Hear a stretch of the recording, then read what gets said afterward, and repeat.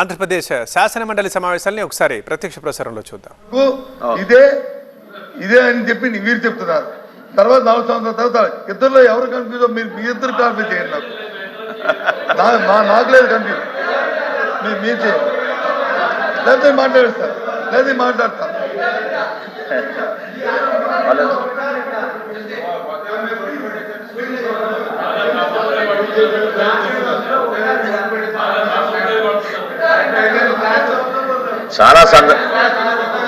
చాలా సందర్భాల్లో ఈ విధంగానే ప్రయత్నం చేస్తున్నారు అధ్యక్ష.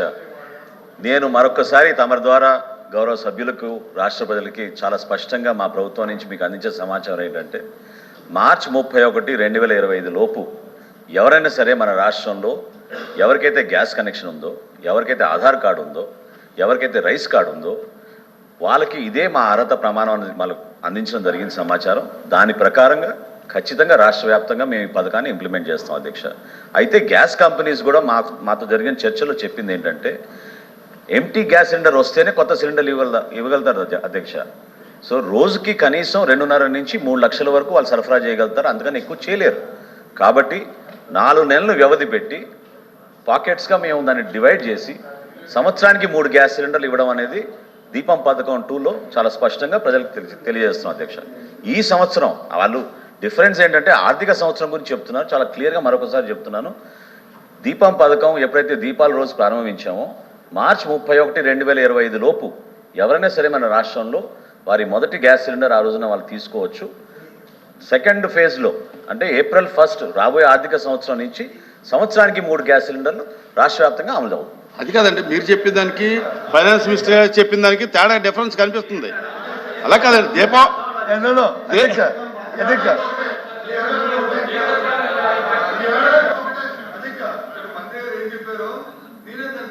మా భాషలో వాడికి బాగా చెప్పారు అధ్యక్ష. కానీ ఫైనాన్స్ మినిస్టర్ గారే కన్ఫ్యూజ్ అయ్యి లేదు 4 నెలలు కూడా అన్నారు అధ్యక్ష. నేను అన్నది అధ్యక్ష, ఆయన అన్నారు. మీ మనసులో కన్ఫ్యూజ్ చేయాలి, నేనే కన్ఫ్యూజ్ లేదు అంటే అధ్యక్ష. చూడండి అధ్యక్ష, బయట వచ్చి ఎన్నికలప్పుడు వచ్చి సంవత్సరానికి 3 సిలిండర్లు ఇస్తాము, సూపర్ 6 అని చెప్పారు అధ్యక్ష. ఎన్నికలైన తర్వాత వచ్చి వచ్చే ఆర్థిక సంవత్సరం మళ్ళీ April 1 వరకు కూడా ఈ ఒక్క సిలిండర్తోనే మీరు సరిపెట్టుకోండి అని చెప్తున్నారు అధ్యక్ష. ఇది ఓ సామెత ఉందా అధ్యక్ష? మా దగ్గర లేదు కానీ రాయలసీమలో సామెతది. రాయలసీమ ఏట్లో వెళ్తే వచ్చి ఏటి మల్లప్ప, ఏటి దాటి పెద్ద వచ్చి పోరా బోడి మల్లప్ప అన్నారు. అది ఆర్థిక మంత్రి గారు బాగా తెలుసు సామెత. అది ఉంది అధ్యక్ష. అది ఏంటి అధ్యక్ష?